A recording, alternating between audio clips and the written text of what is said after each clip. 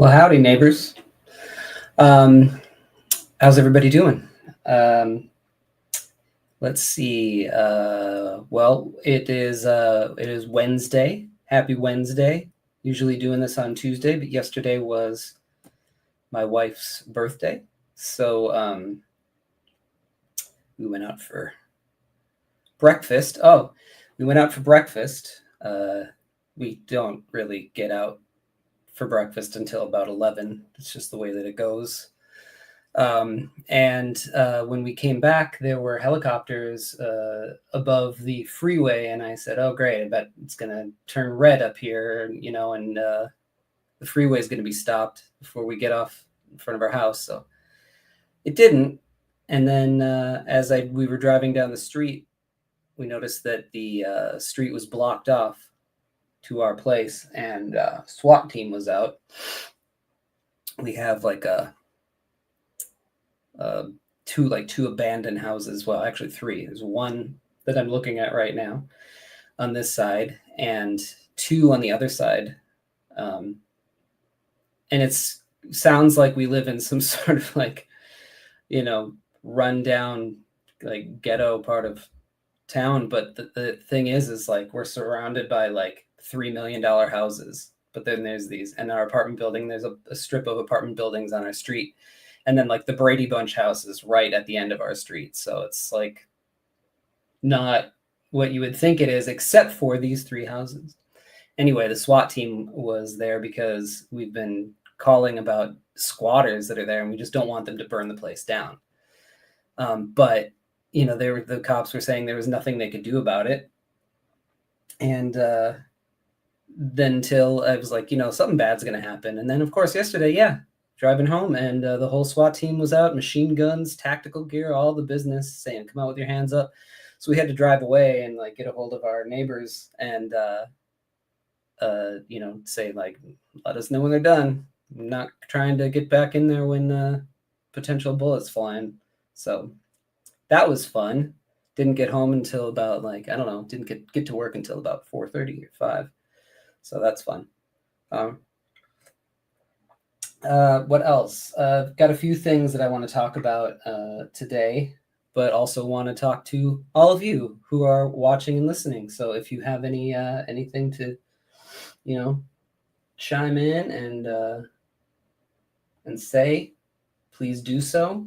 Anything we want to bring up, talk about. Let me go to the board real quick. There we go.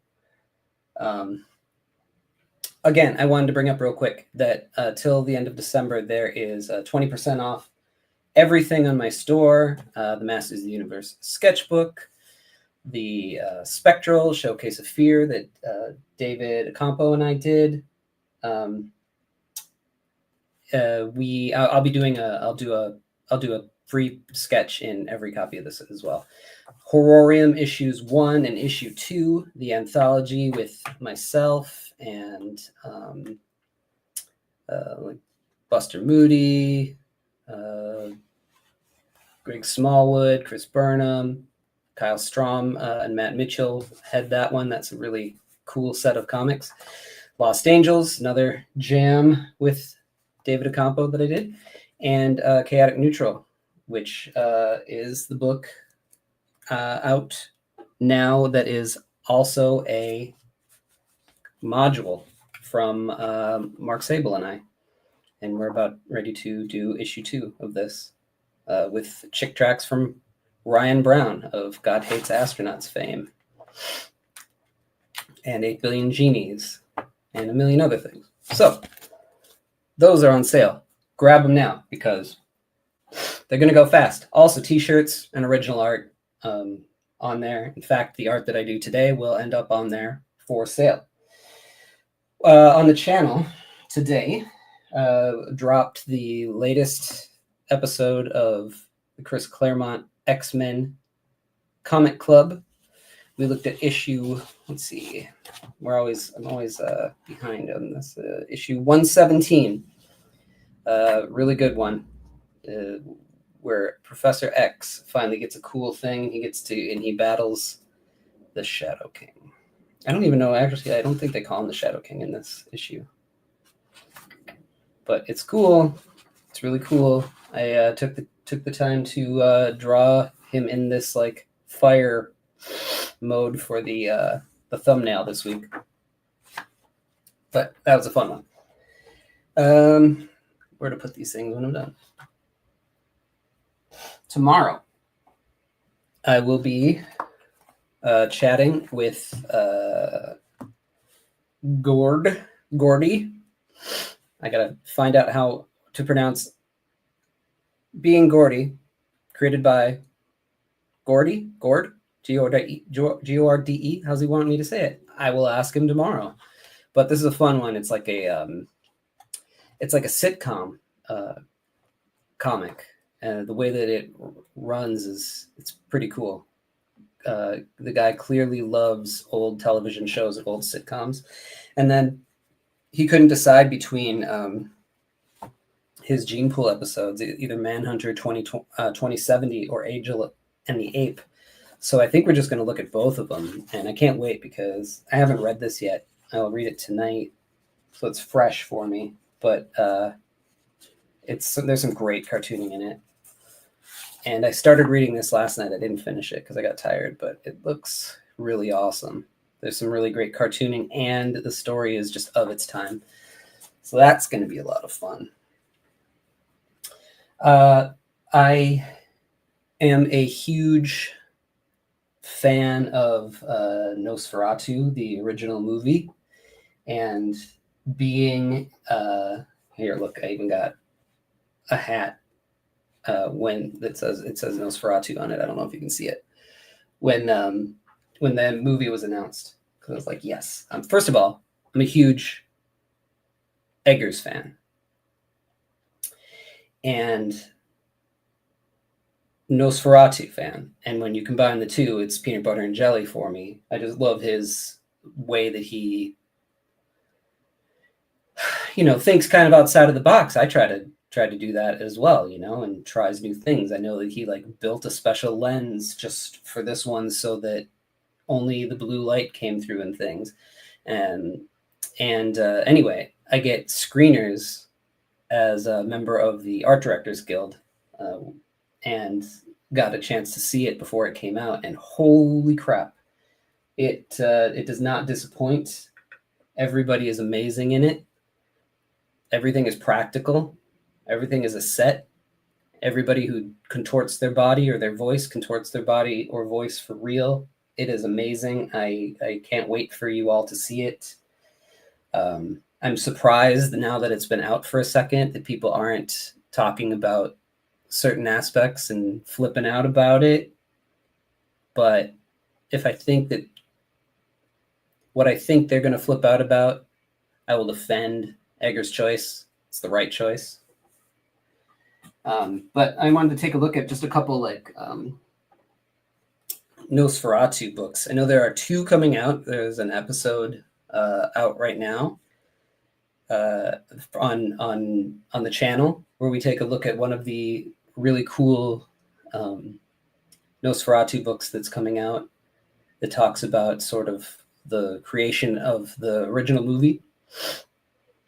Because Murnau, when he wanted to make the movie Dracula, he didn't get the rights to it. So he just kind of went and made a movie anyway called Nosferatu about Count Orlok instead of Count Dracula. And honestly, Nosferatu, Orlok is far scarier of a character, even though it's the same story for the most part. The Count Orlok is far scarier than Dracula ever could be. Dracula is like a lame-ass regular old guy magician that grows some teeth. Orlok is creeptastic from the get-go. And I just always loved the design of him. I've got a couple of different comic versions of it. This one was given to me at Emerald City, 2 years ago. And it's by a cartoonist that just kind of, I think, just goes by Narwhal. Yeah, adapted by Narwhal. And I can't Oh, 2023. So yeah, last year.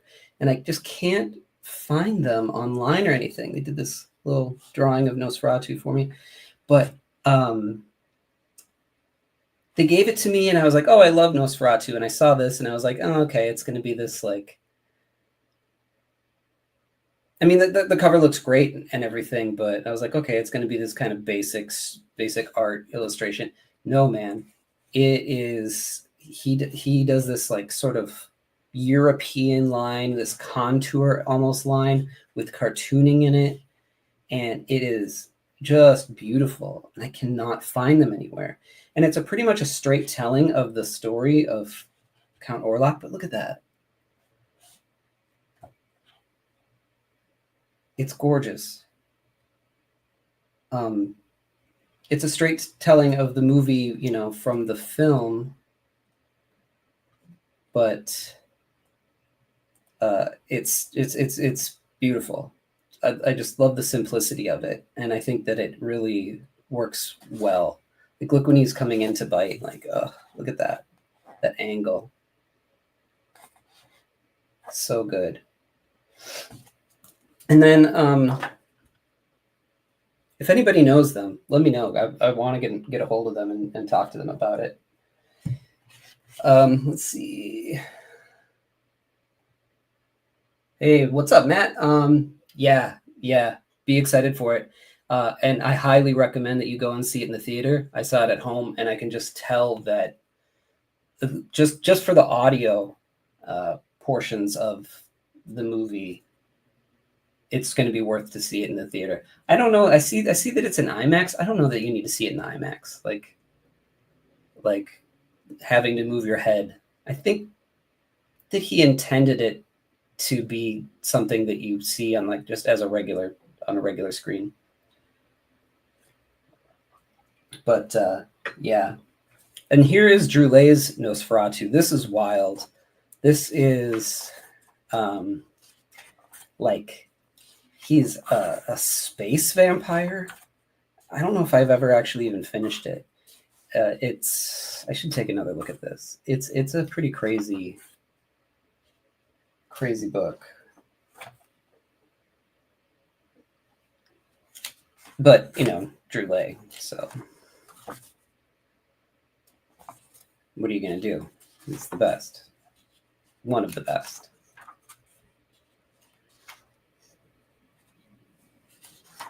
So yeah, it's an interesting take on it.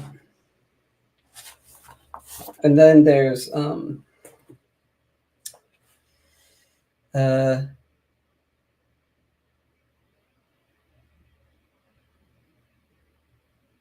Shanth and Yeti. Is that how you say his name? This illustrator's version. This is called Nosferatu, the Crypt Walker, and it's sort of this like vampire hunter. I think. So I didn't get a chance to read this yet either, but the art is obviously amazing, and you can see that he sort of is hunting this Nosferatu looking character. And his version of Nosferatu and all of his painting is pretty amazing. I think there's like a whole bunch of them in this. I think there's maybe a few of these books. I'm not exactly sure. I should have probably read it before I showed it off. Maybe I can get him to come on the show and talk about it. Because yeah, he does do this like obviously loves Nosferatu. This is Bride of Nosferatu painting that he did, and there he is again. Really cool stuff. I really want to start messing around with gouache and stuff and see if I can get some sort of like book cover effect to my stuff, you know? There he is. Interesting. Just interesting takes on it. It's like a Nosferatu of the future looking kind of thing. Is that it? No, there's that too. So that's really pretty when you can see it up close like that. But yeah, anyway, love Nosferatu. Can't wait to see it again, honestly. I can't wait to see it again. I think I can watch it like 9 times or something like that before they take it away from me. It was funny because I wanted to go and see Eggers talk. I think it was going to be like most of the cast and Eggers were going to talk here in town, and we would have gotten to get free tickets from the guild to go see it. But when they sent the message out to everybody, it already said on the email, sold out. Like, well, then why are you even sending me the email? How did people get the tickets before you even sent it? That doesn't make much sense. Obviously, it's popular. But then we had tickets to go and see also A Complete Unknown, the Bob Dylan biopic. And I was bummed that we didn't get a chance to, due to my deadlines and stuff, I didn't get a chance to go out and see it. And then they sent me a screener for that. And that same day I was talking to my wife. I was like, gosh, I'm glad that we're going to get to see it. You know, not have to go to the theater because it can be a pain in the ass sometimes. And I was like, I'd be really happy if they sent me Nosferatu. And like a moment later, I checked my email and there it was. So serendipity. There's my address on there, so I'm going to cover that up. Get this mystery mail from Desert Island Comics, and I originally had gotten it because they were sending out had announced that they were sending out like a special thing for from oh my gosh, Charles Burns. And I love Charles Burns, and I don't have much Charles Burns, and I wanted to get a special thing.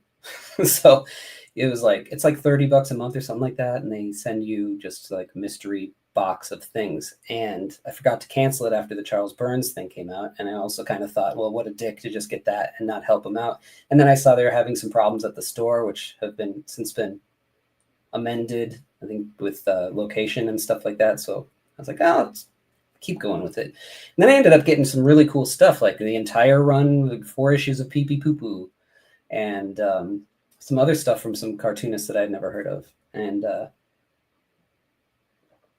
I'm always excited to look at stuff because I love comics. I don't know if you all knew this or not, but I really do, and I love all comics.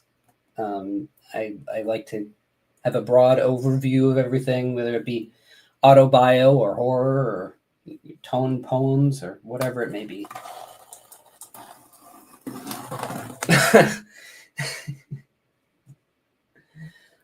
Humble brag, yeah. Well, I mean, I'll tell you what, man. The journey to get into the guild for storyboards, it was, if I have nothing else from it, then I get bragging rights because it is impossible to get in. And then I'll be honest with you, it doesn't help you much. It just allows you to be able to work on movies and TV and stuff. You still got to get the jobs yourself, and that's like luck. I don't know. Anyway, let's see what they sent this week. Or month, I mean, I should say.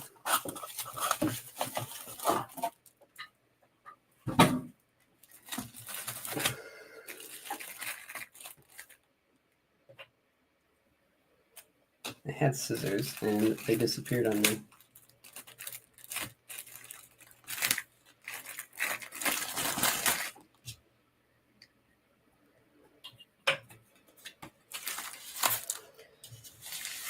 What have we here? Tara Booth. Is it all Tara Booth stuff? Oh, something from Dash Shaw.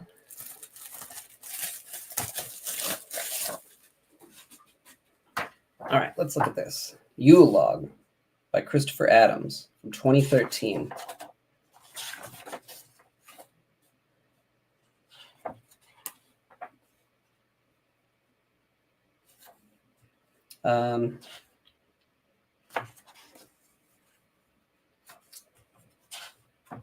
Looks like a almost tonal thing here. It's on like a newsprint. It's like a story of Santa finding a crashed plane.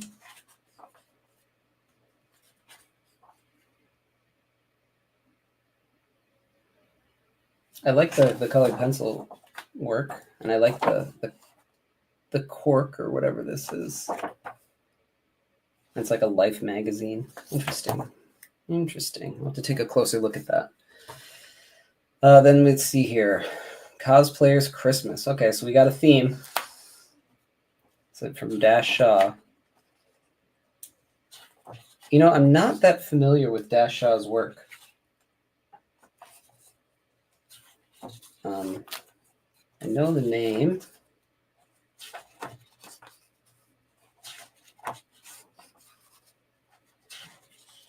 This looks interesting. Cool.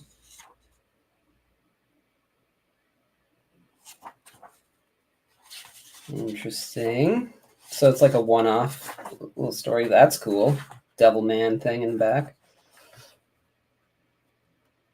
So it's a little thing from Fantagraphics, I guess. Yeah. Okay. When did it come out? 2016. I wonder if everybody gets the same thing or if they're trying to move some stuff. All right, there's this too. What is this? Like how do you even look at this?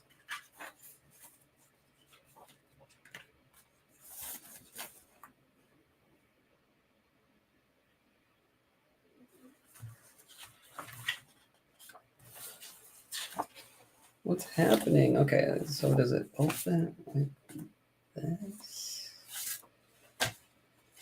Wait, $2 is an ongoing series of flyers meant to collect various ephemera and sketches that come as a result of research and process of making sketchbook stuff or general internet gallivanting. Presented in this format, $2 assumes the skin and title of Take This Book Apart to interact with the flyers in this object. The participant must take the index, finger, and thumb of their left and right hand from a pincer formation, connecting those fingers and creating an O within the negative space in between them, then pry out the single staple that holds these disparate pieces of paper together. Only then do the leaflets become wall art, placemats, toilet paper, shipping stuffs, wrapping paper, or however else you choose to interact with them. The Mystery Mail exclusive Greatest Hits collection brings together issues 5, 7, 9, 11, and 12, the last two of which have yet to see commercial release. The underlying mission of the $2 has been to explore the concept of value within a retail setting, to try and poke at the arbitrary nature of price and title, meant to be somewhat confusing from a point of consumption for all involved. $2 doesn't do much, while at the same time saying that it does a lot. Playing with everyone involved without attaching that play to perceived intelligence or a sense of pretension. Please enjoy it. Experience it however you please. Nothing is wrong, ever. All right. Well, I'll play along for a second here.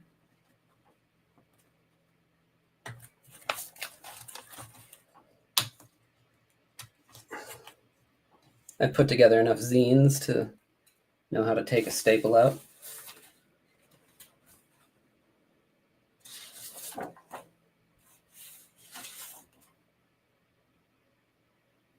So there's some like little mini comics on the back.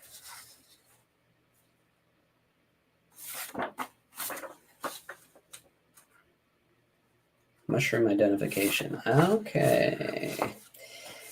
Interesting. This is a trip. Yeah. Let's see here. Yeah, Daniel, that is trippy. I don't know. I like stuff like that. They're playing with format, and they're playing with ideas, and you know, like I probably would. Well, it's okay. Yeah, I probably would have. I probably would have bought this, and just to check out what it is. I'll have to take another closer look at it. That's a trip. This Ringling Brothers thing, and then finally, you get Processing 100 comics that got me through it by Tara Booth. I don't know Tara Booth very well either.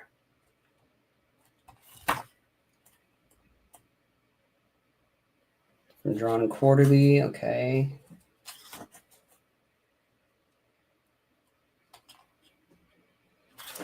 See, I like the format of this too. It's just an image or two and moving on. You can tell a story in like a comic strippy format, silent, and then move on.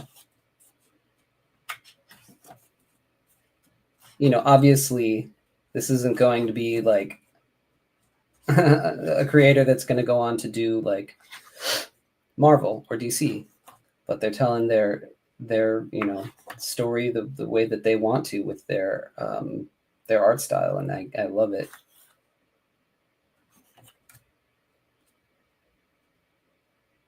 It's so immediate. I mean, like if as long as you're, I feel like as long as you're in the zone, that's interesting.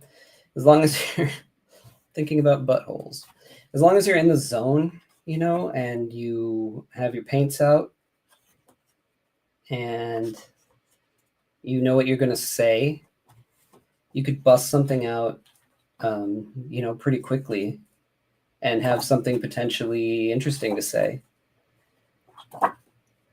And this is so not something that I would have probably gone to a shop and picked up on my own.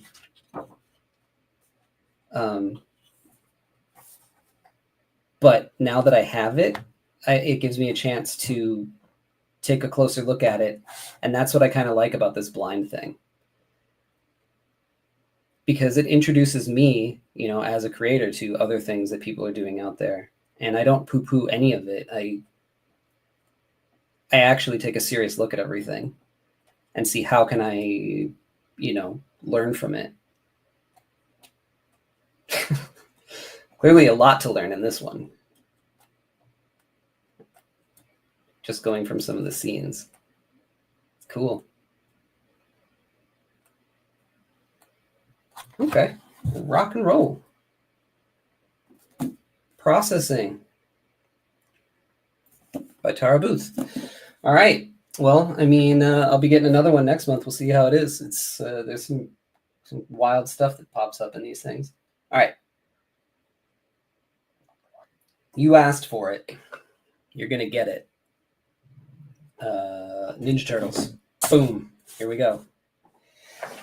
So let's see. Where's my little sketchbook?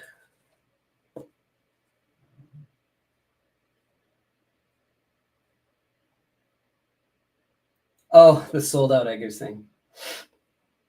Yeah, right? Totally. That's totally a humble brag on their part. Check it out. This is coming up. You can go and see it, except for it's sold out. To be fair, the Los Angeles one was sold out. I think the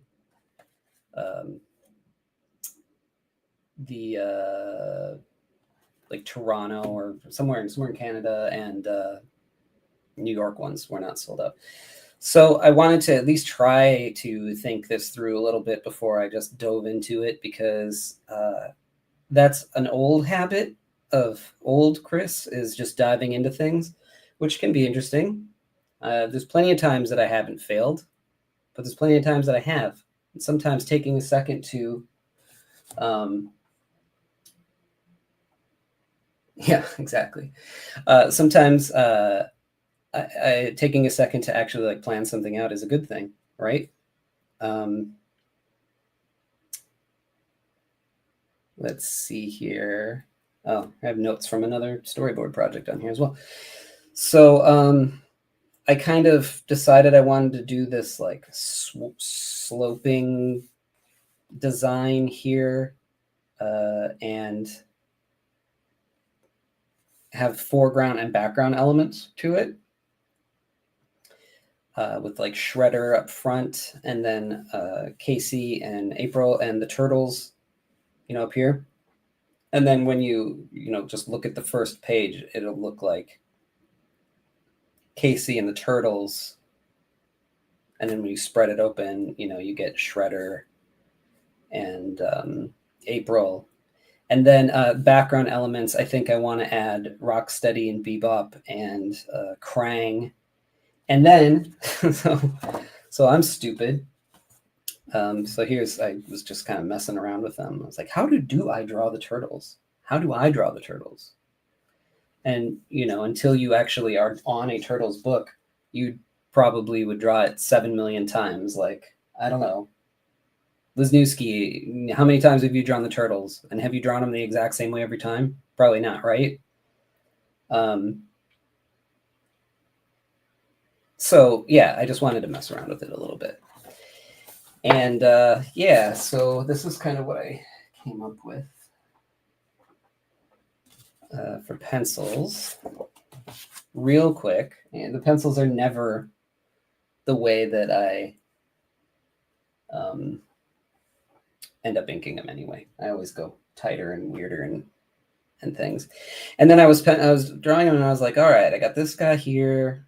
I got Raphael, and I've got Donatello up here, and I've got Michelangelo back here swinging his thing. I got Cool. I got April here with like a cell phone, taking video, and I've got Casey here. Yeah, Matt said, yeah, he's drawn it a few times, usually different, right? Yeah, because you're playing around every time. I don't know how you settle on the way that you draw a character, but unless you, like I said, if you have to do it in a book, kind of got to lock it in, right? Anyway, I wanted to kind of stick to the way that they were drawn originally, in the original books. But I've always been trying to figure out, like, see, my introduction to Turtles was the role-playing game, because I don't think that the comic shop that I went to when I was a kid really carried Turtles books. And definitely the cartoon wasn't out yet. And I remember seeing the role-playing game. And the first time, I think a lot of people probably watching, Turtles have been around their entire life. But I was probably about maybe 12, maybe, when I first heard the words Teenage Mutant Ninja Turtles. And I'll tell you, that was something weird to hear. Like, that was the weirdest thing. And when you told an adult that this is like the hot thing that's happening right now, they were like, I don't even know what you're talking about. I don't even know how to say that many words together. But yeah, that was my introduction to them. And I like this. And then obviously the cartoon came out, and the toys were kind of like in between the cartoon and the original comic. And the comic obviously was darker and grittier. Cartoon was for kids, so it was lighter. But that whole like smile thing that they do is something that I think is just like, sort of like synonymous with the Turtles. And I never quite understood like how they did it, except for I know that their bottom lip goes over the thing, so it does kind of make sense. But every time I've drawn them, I've tried to figure out not how to make them look like a real turtle, like give them the beak and like all that stuff, which is an interesting look, but sort of how to like make them less cartoony and make the shapes work more. Anyway, enough talking. Let's get to drawing. So anyway, as I was drawing these guys too, I realized that, oh crap, I've drawn 3 turtles. I was like, there's 4. So I left Leonardo out. Sorry, Leonardo. Always has been the least interesting one to me, I think, maybe, because like swords, whatever. First time I ever saw Asai was Raphael. So, yeah, so I will add him in, but then as I work through this sort of like sloping shape like this, then I'll have a sloping shape like that with the other characters in the background. But since they're going to be all further away, I was going to draw them with like a thinner line to give them some of that like atmospheric perspective. And then I decided that then wherever there is like negative space, because they're going to kind of be surrounded, right? I will draw Leo coming in, flying through the air. So let's see here. Where are my gloves? This paper seems like it's going to soak up the ink real quick. So let's just like nail the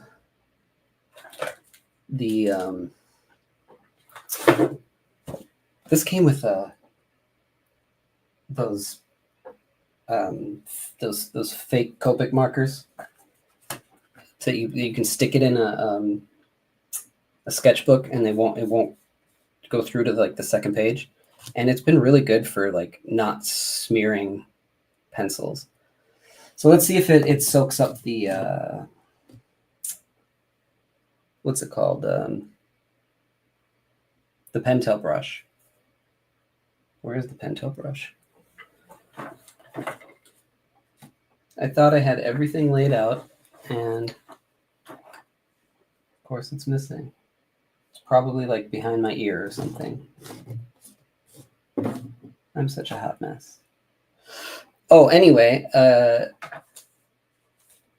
this was the other thing I wanted to talk about, but actually before I get on this, my brother sent me this this Lamy pen.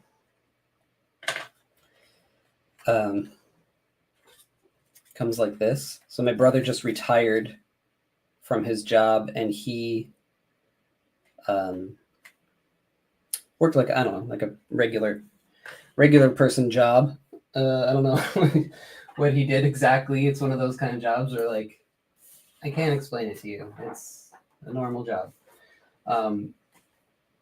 But he was in the meantime would do political cartoons and things like that. And he has a master's of fine arts in sculpture, and he likes to paint, and he likes to do like abstract art and things like that. But he has gotten into there it is. He's gotten into like sketching, just going out into the city in Minneapolis and where he lives, and just sort of sketching the world. And so he found this pen, and it's a fountain pen, and it flows pretty well actually. And it has a little bit of give to it, but maybe I can train it to do a little more. So this is like a thin one, probably like. So this is a fine tip. They have an extra fine. I'm gonna try to get that one, but it works pretty well, and it comes with a reservoir. It comes with a bunch of inks: red, green, blue, black. I'll probably never use these, and honestly, I'll probably never use this either, because it also has a reservoir where you attach it to the pen, and then you just twist it and you can suck up your own ink. So I'm probably going to load it with mine, because he said that it is not waterproof. So he tried to go and do some watercolor with it, and it just smeared. And not that I'm going to be doing watercolor with a lot of things, but sometimes I'll do a wash, and I don't want it to smear. So I'd rather have that option. So I'll just use my own ink on it. But I messed around with it a bit, and it works pretty well. If you don't press on it, too much, it kind of feels like a micron. But then you can give it some weight, which is nice. I like giving things. I like having the option of giving things weight. So let's see. Get in and my other glove. I feel like half of my day is looking for stuff. And the thing is like I don't have things that are like all over the place like a crazy person because it's on the ground.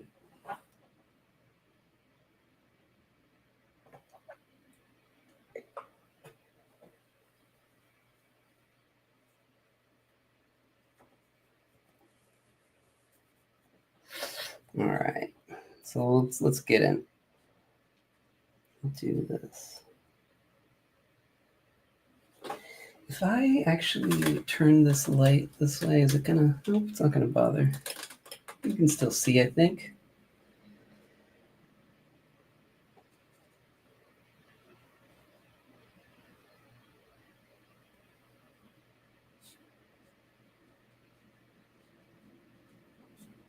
One second. Yeah, this paper really soaks up the ink, which normally I would hate, but for this brush, I kind of like it.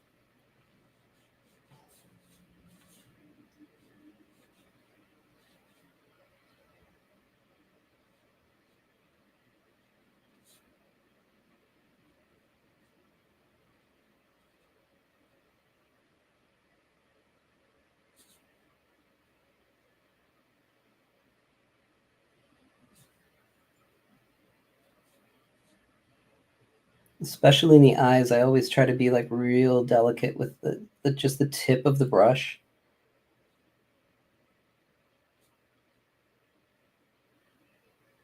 Because a fine line, I think, is important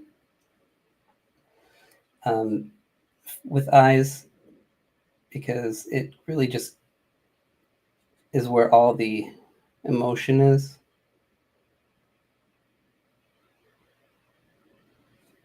But also, because there's so much life to eyes, I feel like I need to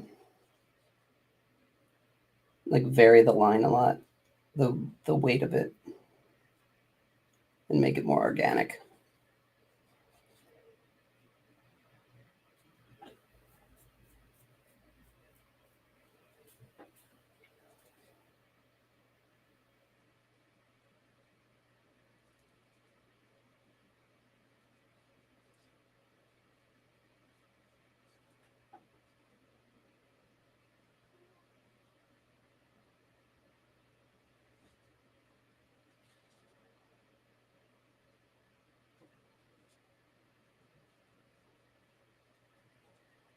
So I gave him like a little bit of a dome head, I guess, here, which is fine.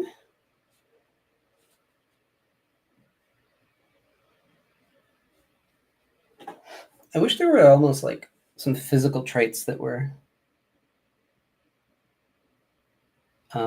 like the different for these guys, not just like their weapons, but maybe that's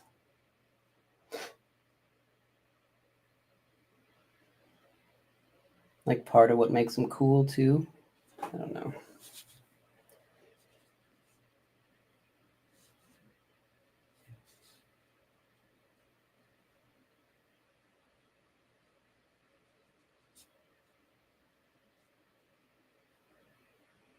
I don't mean like a scar or anything, but like maybe like if they had some sort of pattern on them or something. When for Ink and Drink Long Beach, we did the Sewer Boys book, which different illustrators did their kind of take on the Ninja Turtles #1, and it was really cool to see how some people like drew the turtles.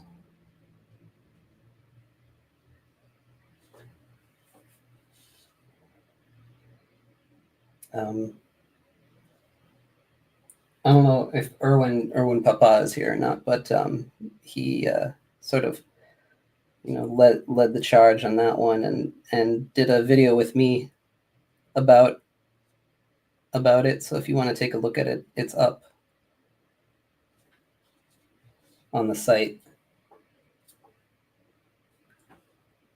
And then there was also the J.A. Cartoons one where he did a Turtle Soup bootleg. I like bootleg comics.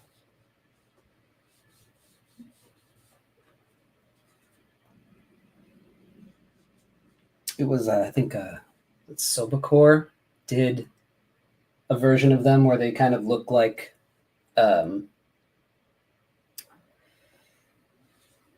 red-eared sliders or something, And I kind of like that version of them, the look of them like actual turtles. There's just so many things you could do with them. Because that's cool for a version, and then you come back to the regular version. You get a interesting version, and then come back for air for the version that we all know, right? And what was it? What's his name? Did the version of the Turtles pretty early on? Puma Blues guy. God, what's his name? Right? It did him where they looked like snapping turtles.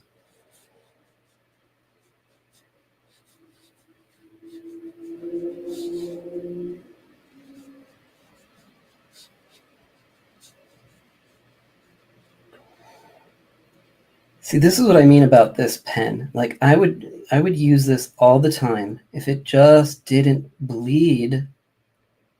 The last one that I had before this one, and it ended up dying on me, didn't bleed. The ink flowed perfectly. And I think this one just lets too much out. But because this paper is just soaking it up right away, I can run my hand across it and it doesn't do anything. But when you can just use the 2 hairs at the tip of it to get that super fine line, that's where I like to live.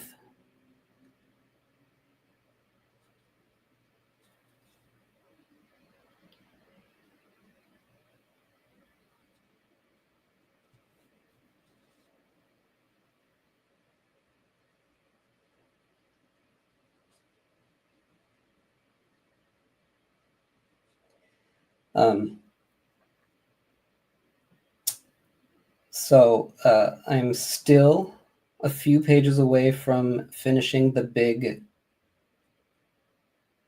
160-page epic body horror book that I've been working on for the last year or so.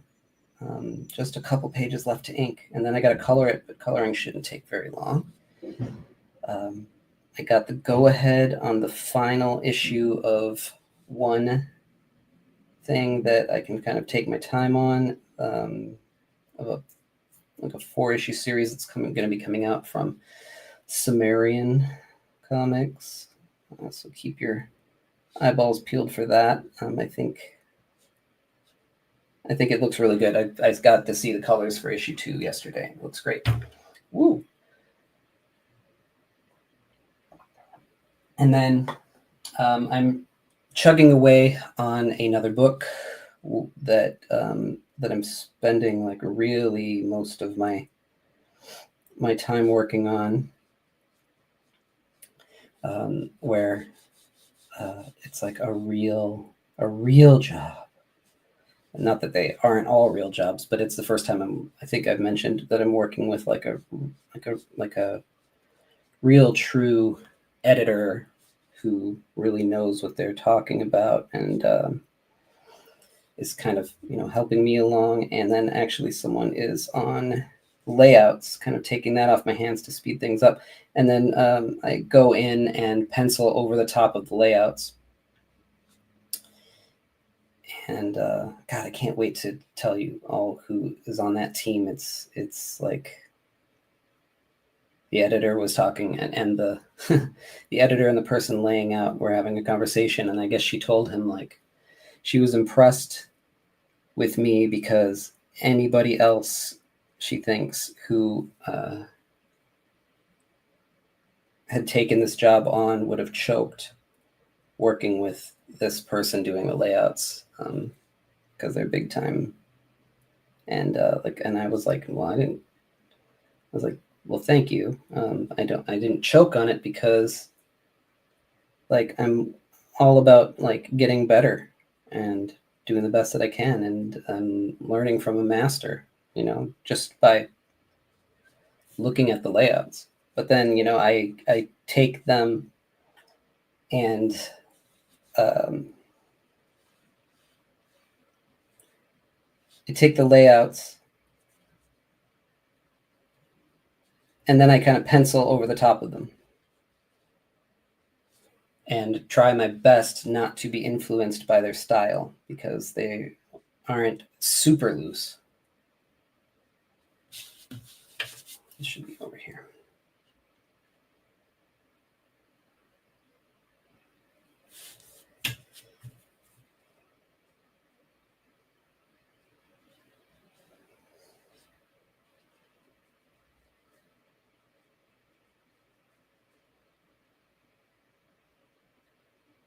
And I think I've kind of figured it out.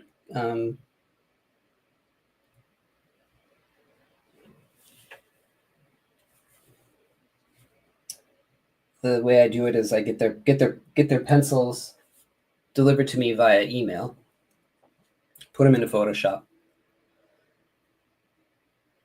take out all the white, hold the color on the pencils, turn it blue like this, and then take down the opacity like so much that I can almost barely see it. So I can still see where the layout, the characters are standing and everything like that, but I can't see like the expressions too much or anything like that. And that has sort of been helpful.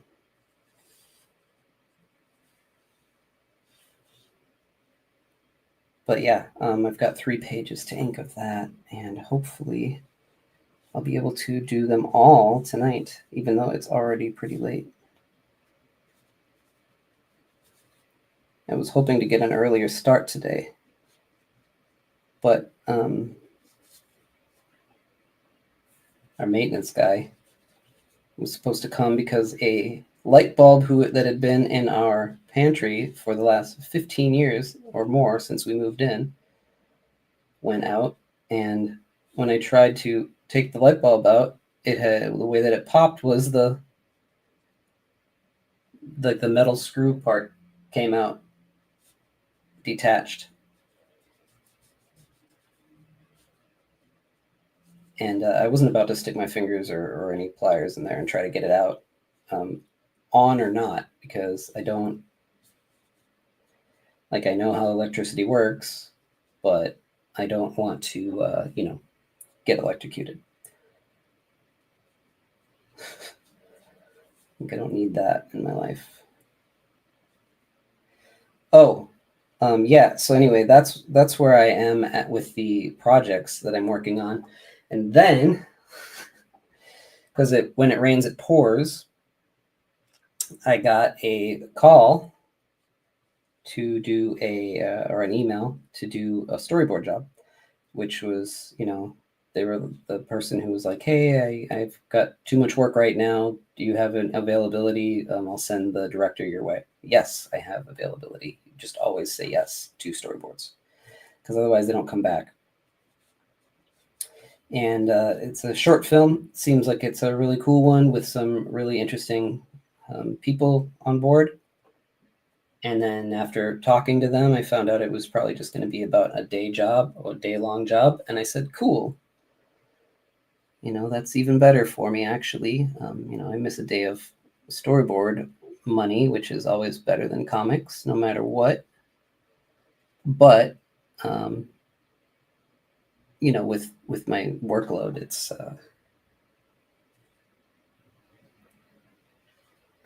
it was ideal.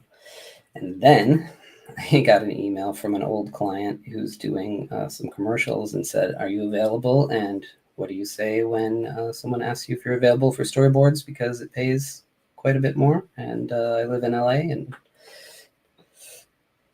which is my fault, and got to pay LA rent." I said, "Yeah." So they said, "Okay, well, we've got about 4 commercials for you to do." So I got that going on too. So all in all, it might take about 5 days of work for me to have to do on storyboards.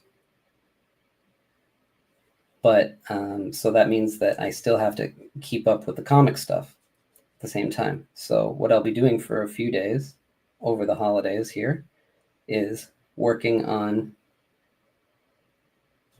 comics during the day and storyboards at night, or vice versa.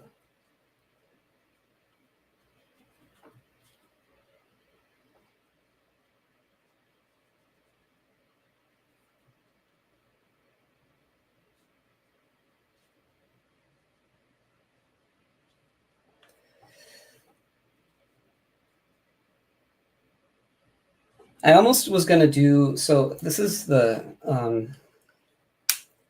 Joelle Jones issue of the Jason Aaron run. I guess it's okay, so it's number 1.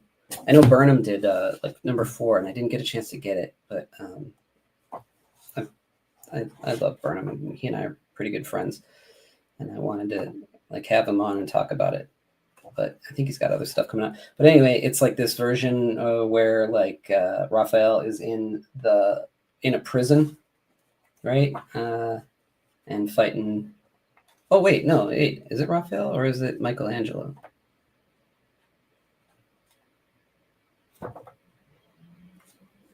Nope, it's Raphael. I was confused because of the. Oh, I thought those were nunchucks. I guess he's just got prison guard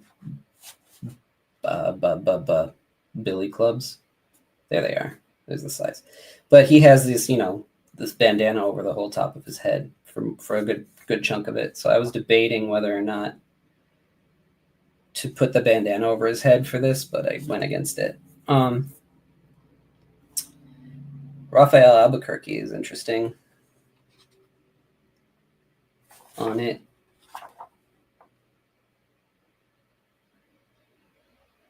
I'm looking at these other covers here. You got Raphael Albuquerque, Joelle Jones, Kevin Eastman, Jay Gonzo. Jay's great. I love Jay. Aaron Campbell. I like Aaron. Cliff Chang, Eric Talbot, Emilio Lopez. God, they got a lot of people, huh? Peach Momoko, obviously. Mateo Scalera with colors by Lee Lowrich. Nice. Sean Murphy. Interesting. All right, let's see what this thing does here. So it's too weird with my style. So I guess I kind of have like it's like a.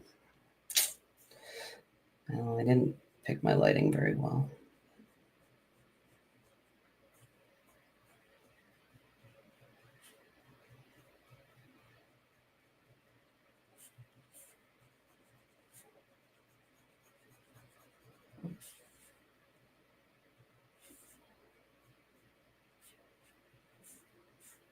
Like, as in, I don't really know where my lighting's coming from. Down, but around. Maybe it's like over here and coming this way. All right, let's say that.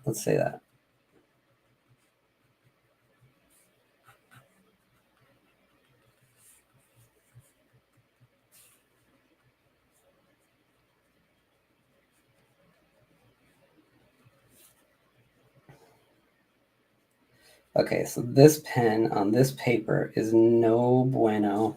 It is like bleeding like a mother.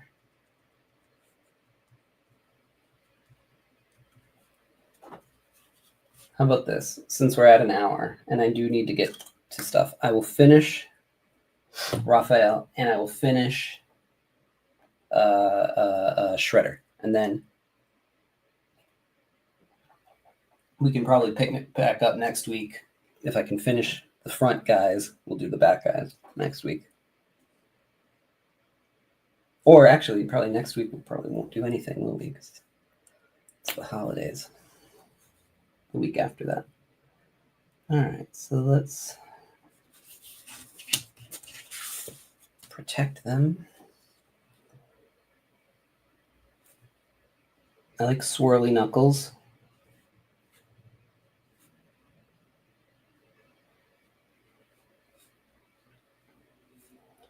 I think Eric Larson is who got me to pay attention to knuckles. Probably a lot of Eric Larson knuckles in my work. I probably took him one extra step and made him weird.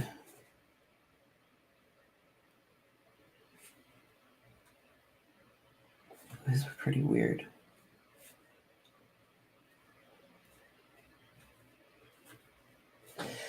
Do Ninja Turtles have like fingernails?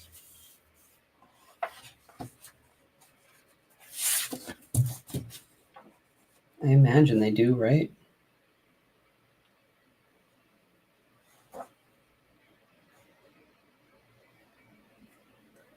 Anybody out there, do Ninja Turtles have fingernails? Or would you put fingernails on Ninja Turtles?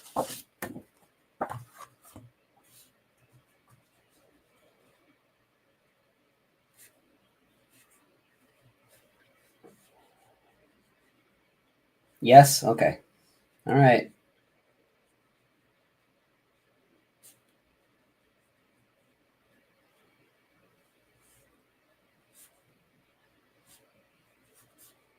Yeah, because just flipping through there, I couldn't tell. It either looked like they didn't put them on or they...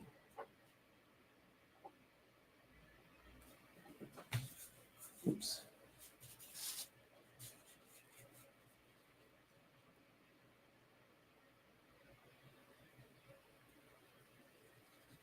Or they just picked angles where they didn't... Maybe they asked the same question of themselves. And...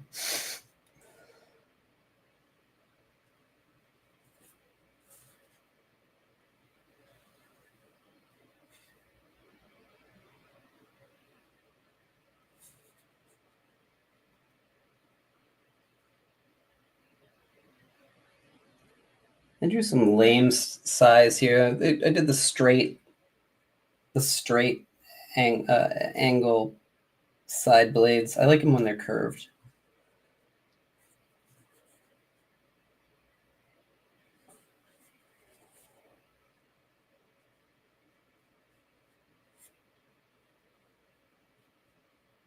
Anybody read anything interesting this week? Pick up anything cool?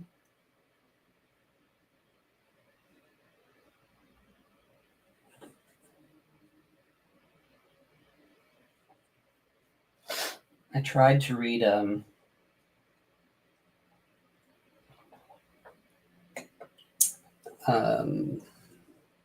new, like the volume 2 Transformers after Daniel left, and I just wasn't as interested. And then I tried to read, because I guess like the trades were coming out on Hoopla, like the library app. So I was like, no, I'll pick up some things.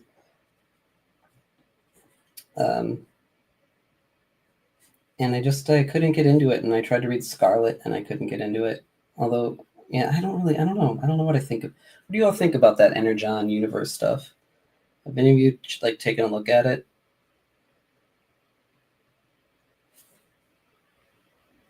A hard time with like properties and people playing with my toys, you know? Like, I don't think you can win in my mind.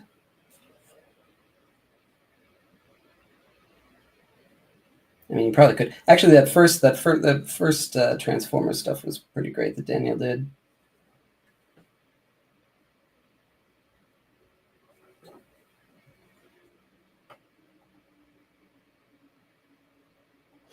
Yeah, I mean, it's worth checking it out. I mean, people seem to love it, so They must be doing something right. And it's not like it's not even the fact that whoever took over for Daniel like wasn't good. Like they were good. Their art was good. It's just I don't know. I just got a little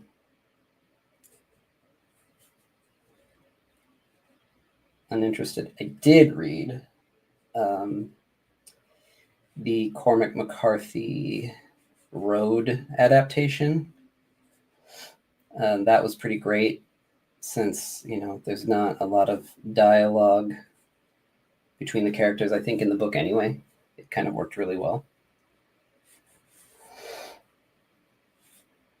So that was pretty cool, and it took like 2 seconds. Like if you can get it on a library app or something. Although it was also beautiful, so maybe I do recommend getting it physically to take a look at it. And then I took out Nate Powell's adaptation of The Lies My Teacher Told Me, and loved that book when it came out. Read it like so many times, and Nate's adaptation and making it kind of up to date a little bit is pretty cool. I met Nate for the first time at CXC this year, and we were instantly like, felt like we were like friends since childhood. Probably because we're both musicians, and I don't know, just seemed like a really good guy. I'd love to have him on the show. I'll try to get him on to talk about that book in particular. I know he's got another new book out too. You can take a look at.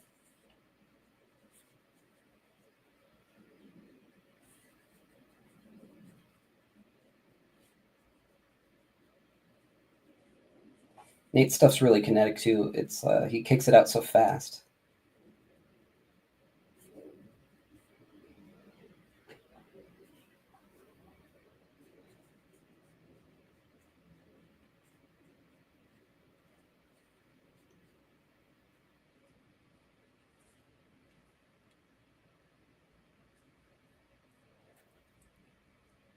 I always get kind of screwed up when it comes to like how the shell connects. I always make it like too big, or like I'm not sure how it wraps around here. But you know what? Wally Wood. Wally Wood.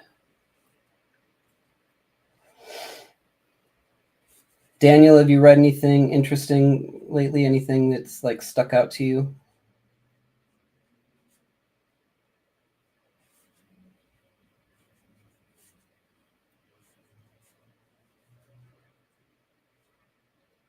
Or Matt, or anybody else who's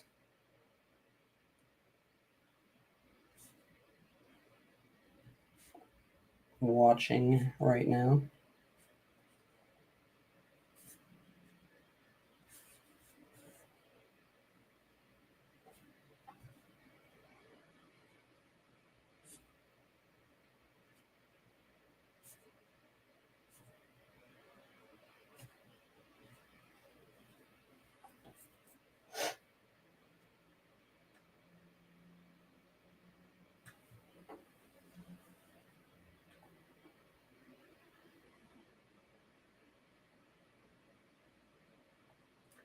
Yeah, I get it.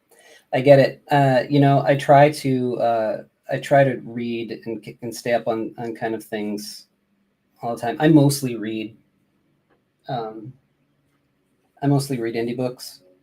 A lot of times uh, like it's a lot of stuff that I have to read because of the channel. Like I can, because of the workload that I've got, I can basically read like a book a week or so, because I usually try to. The only time I get to do it is before. Not lately, Matt. Yeah. Only time I get to read is like before bed, and I'm fading at that point. But yeah, I've been trying to check some stuff out personally.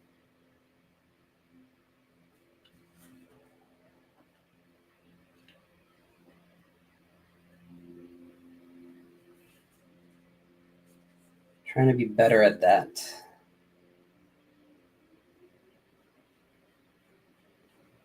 But that's the thing. It's like when you're making this stuff, so much time and energy goes into it that you just don't have time to pick stuff up. And then there's the fact that, like, if you're doing it for a living, there's a good chance you can't afford to pick up stuff regularly. So that's why it's good to hear other creators talk about what they're reading at the time, so you can go check it out.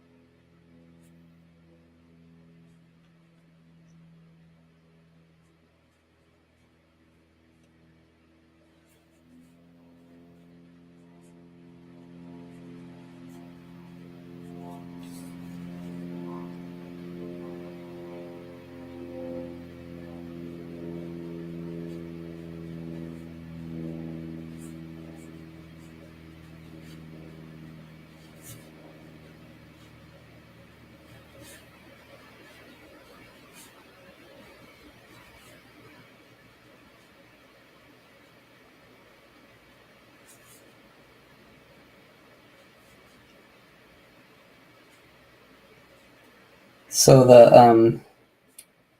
the person, I hate to be vague, but and because I'm like try to be an open book, but I really can't say too much about this project that I'm working on yet.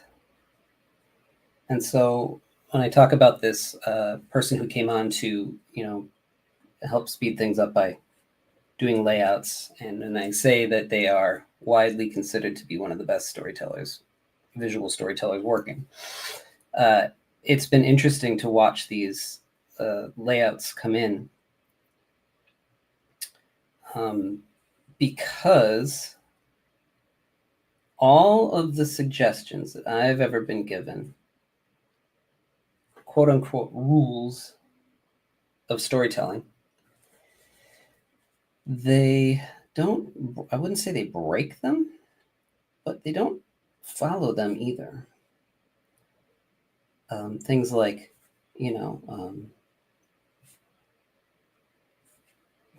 like a lot of times, like leading the eye in a zigzag pattern, like, or varying the figure sizes,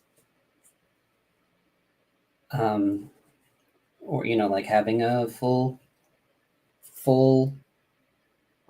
figure on a page at any given, or like on each page, like having a full figure. And I think they kind of like were like, yeah, I just kind of go with my gut, and obviously it has worked for them. But it's just interesting to see because it still totally works. So now it's me trying to figure out why does it work? So here are all the rules that people have been, or suggestions that people have been saying, for since time in memoriam. And this person is knocking it out of the park, storytelling wise, and not really paying attention to that. I mean, a little bit, but not a whole lot. And why is it still working? So that is like the next hyper analytical thing that I need to figure out. I think maybe they're just not like, they go with their gut and are not like weighted down by that at all. Because sometimes I feel like I'm weighted down by these quote unquote rules. But that's why I always say, like, you learn them and then you learn why you can break them, right? Or how to break them. Like, you can't just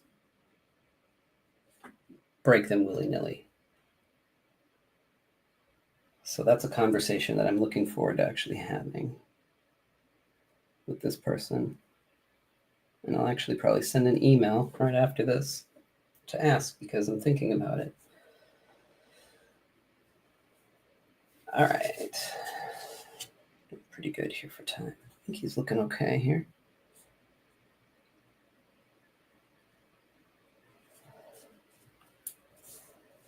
I do want to hit like under here.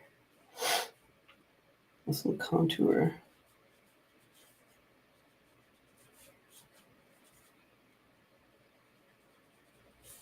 And shadow.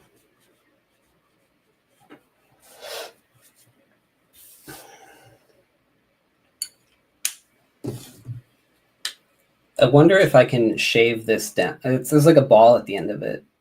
I don't know if you can see. Here it is. There's like a ball at the end of it.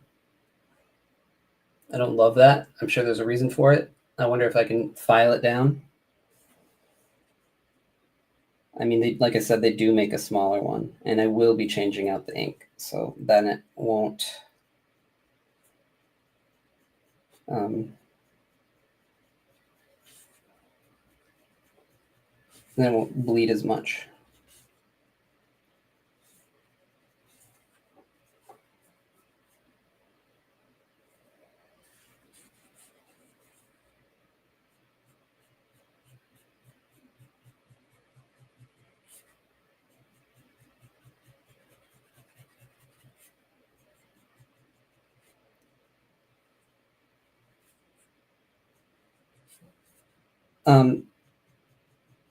Matt Wisniewski, what do you have a set day that you do your drawing stuff, or do you just kind of do it when it lines up with you wanting to do it? Because if any of you watching have not checked out Matt's live drawing, it's pretty fantastic.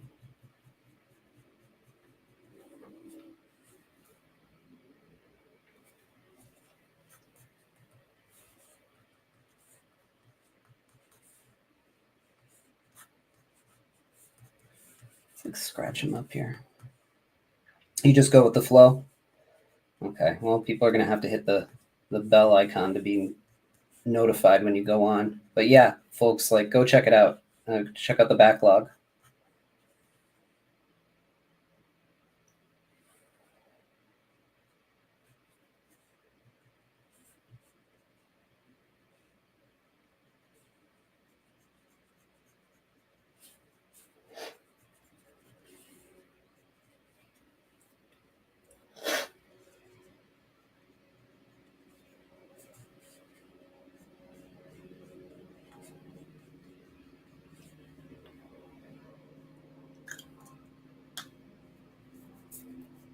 All right, let's do Shredder. Let's shred it up. He looks pretty good to me. Get a little close-up of him here. There he is. He almost looks like a zombified version of the like the movie turtle, doesn't he? With all the teeth.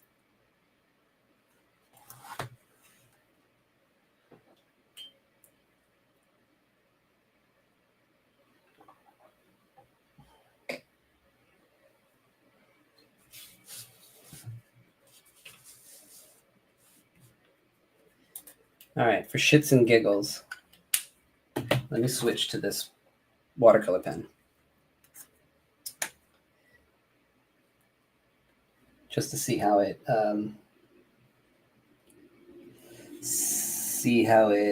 reacts on here. Oh yeah, by the way, you can scan the QR code If you want, that'll take you to the my what's it called? Linktree. So, if you want to join the Patreon, get a commission, go to the store, check out my portfolio. It's got like my storyboard stuff on there too, if you are ever interested in looking at some of that. It's not like super exciting, but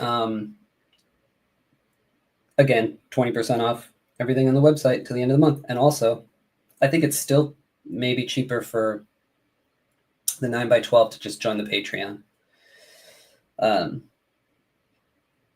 But you have to wait a year. What was I going to say? No, I don't know. Like, shut up and draw, Chris. Anyways, oh yeah, so I'm going to be probably loading that pen with this ink, and I think that it might work really great. So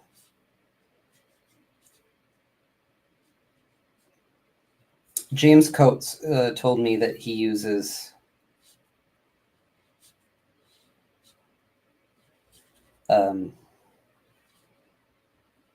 this ink for everything because his stuff is so matte, and it's just the rapidograph ink, which has a smaller like grain to it, I guess, so that it's used so that you can put it through like that finest like hair line rapidograph.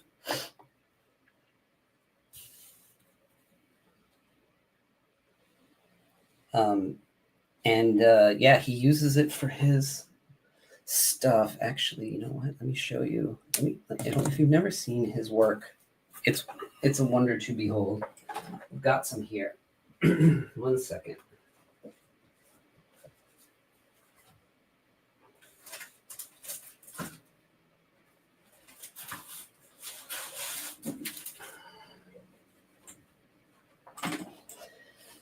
I try to get work from all my friends. Matt, and someday I'm going to get something from you. But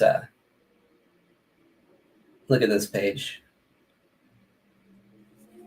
from Dino Beasts, and this moment where this like T-Rex skeleton thing is coming out, and his snapping of the neck of this hyena jackal thing that he's fighting. Anyway, like the ink is really nice and flat and matte, and that's what he told me he uses.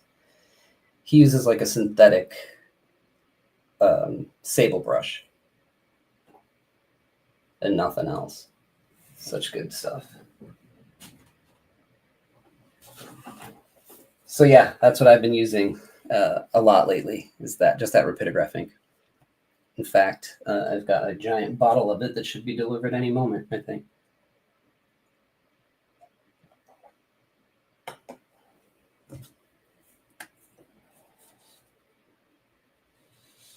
And just so you all know, it works really well on this like hyper absorbent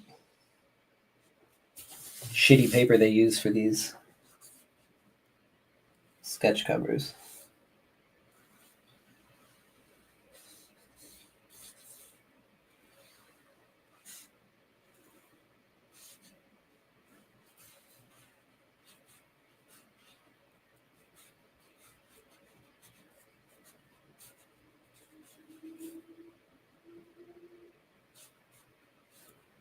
Spotting blacks may be another story though, actually, because it kind of looks a little weird.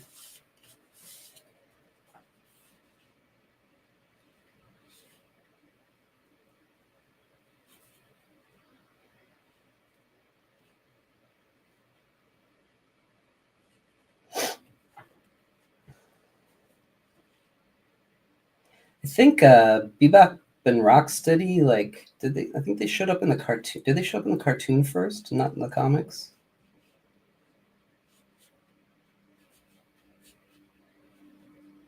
Like, I'm gonna add them here, even though I think that maybe that's the case. But like my first intro to the world of Ninja Turtles was the cartoon, and I was probably like 13 when the cartoon came out, and probably too, well, at the time, would have been considered too old to be playing with toys. But I think that was the last group of toys that I had. That and the Dick Tracy action figures.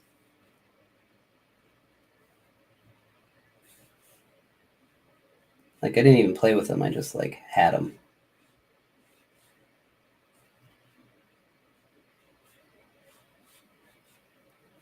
But I don't know where those went off to. But I did get a box of my Masters of the Universe action figures sent out to me. Mantenna holds my camera when I talk to guests because it needs to be raised a little bit. So, if you've ever been a guest on my show, just know that instead of looking at you, I've been looking at Mantenna.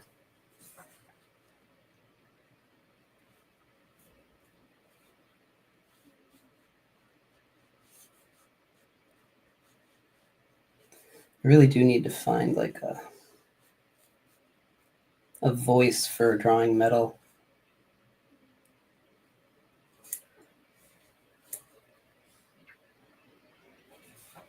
I guess it's fine. I think I'm having a identity crisis right now for my work, which I think everybody goes through.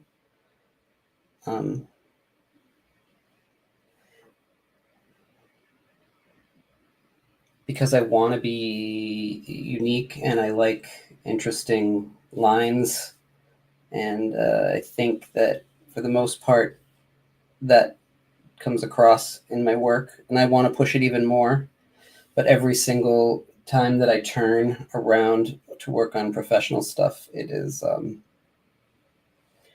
frowned upon, stuff that's not my own anyway, so, and trying to find that balance of having a style that is commercial, that I can do for commercial work, and then having one that is for me, for my own stuff, or for indie books that I'm hired to do that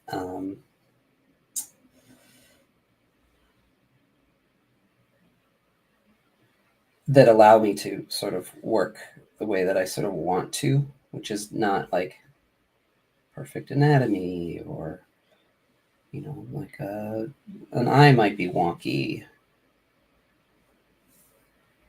And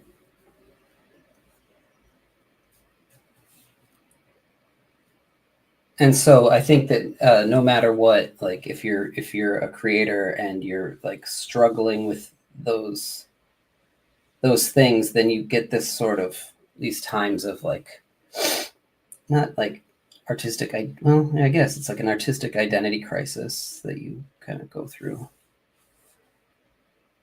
because you want to be recognizable.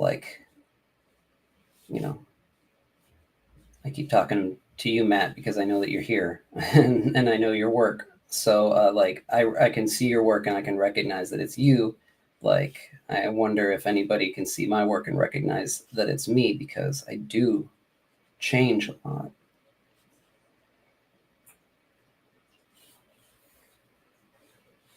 Which can be harmful.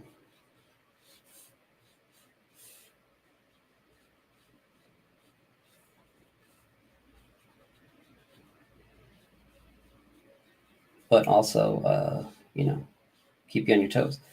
So it's almost like I have to have two styles, which I'm totally fine with, I guess. But remembering to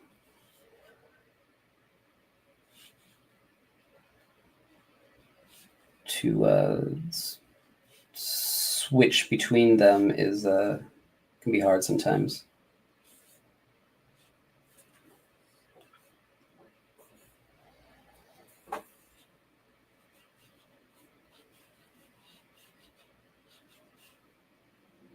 I used to really get stuck. I think that it took me a long time to figure out that style just comes. And I mean, you got to work. I mean, obviously, you got to work on yourself, but when you're just working on yourself, your style will just come. Um, and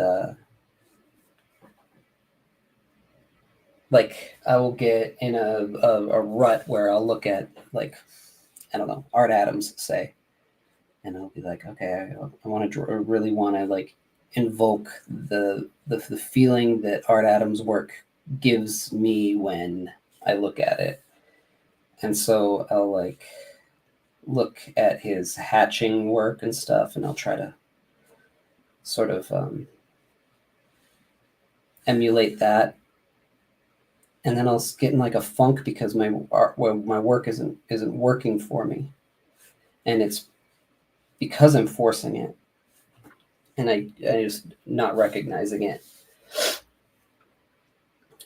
that I'm forcing it. And the second that I like take a step back and say, just draw like yourself, you know, you are good enough and you're smart enough, and doggone it, people like you, then that cloud sort of immediately lifts. That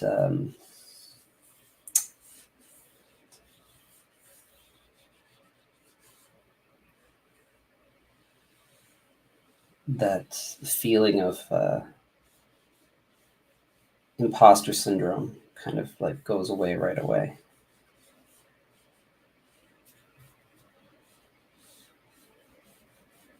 So I haven't really had imposter syndrome or anything like that in a while.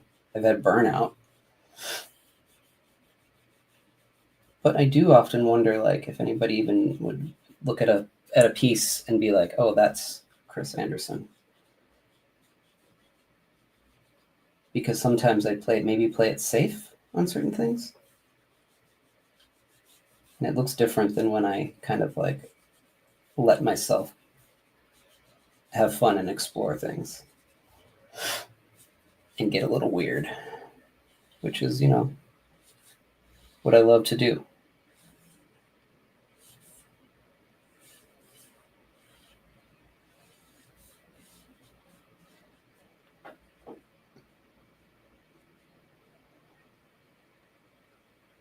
Right now, I'm doing 2 books that are sort of set in reality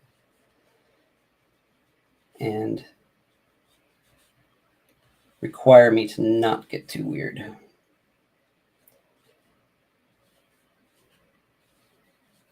And then one where I can be weird, but they get very picky when I get a little too out there. And so that's just like the work for hire stuff that I'm doing. My own stuff, you know, like Three-Headed Pigman, now I'm looking at it actually through a different lens, which is something I kind of actually wanted to bring up today, because for the Patreon members that have signed up to read Three-Headed Pigman for a little while now, they have had nothing to read because I've kind of been stuck. And, you know, busy with paying gigs. But I think that I'm going to address that by, instead of doing these giant pages for certain sections of the story, I'm going to go back to standard size to tell certain sections of the story. I think it'll make the artwork look different, which is kind of called for in those cases, and it'll speed things along. So I'm looking forward to doing that. But, you know, through this process of working on these other books too, I feel like I'm getting more of a sense of how important planning things is.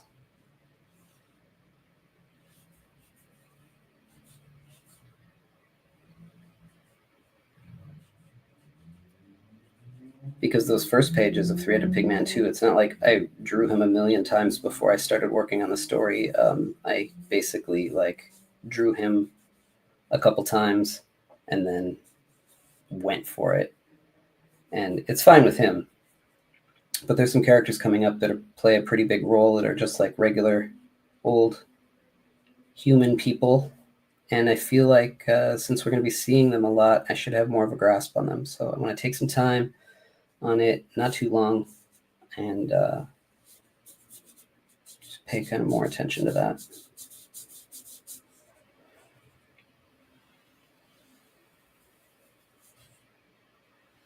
All that to say, more three-headed pig man coming your way very soon.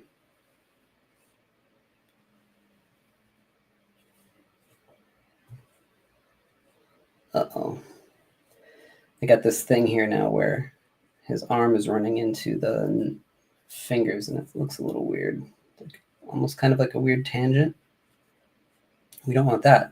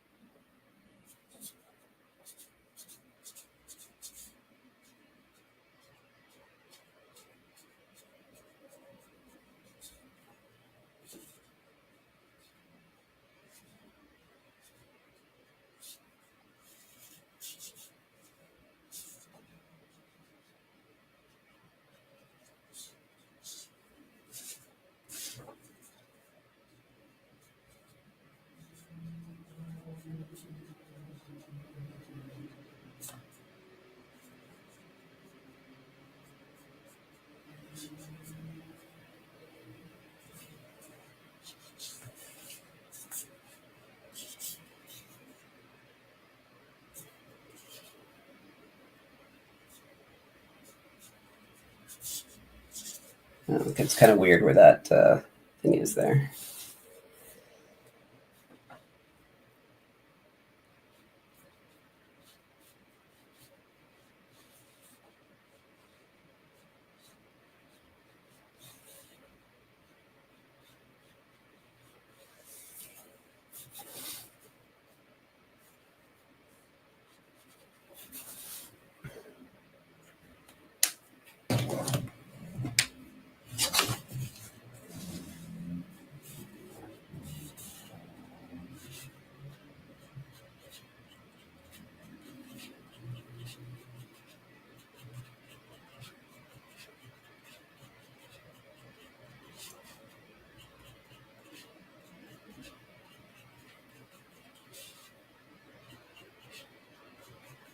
I like the idea of this like flap at the back of the head kind of being made of like woven bamboo or something.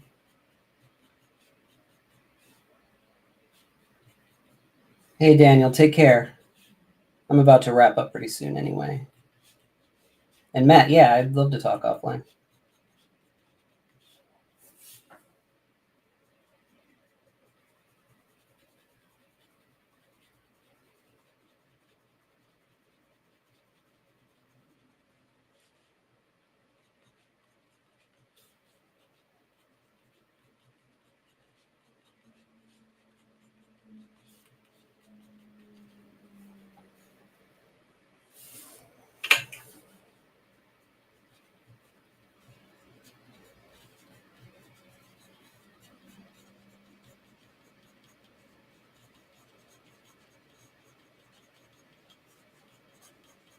Oh yeah, this pen is not good for this. That ink is shit.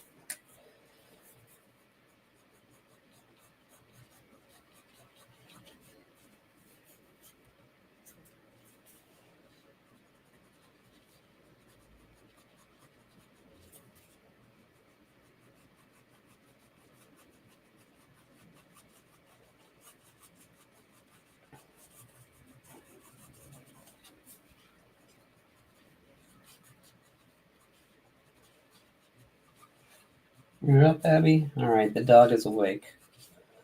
And this is about coming to an end here. I'll, make it thicker up here. Cast more shadow down here. Probably just with hair. We'll see where we go. Yeah, and then I'll try to push this stuff and then onto the background. But yeah, all right, everybody. Another good little session. Hour and 44 minutes. Okay.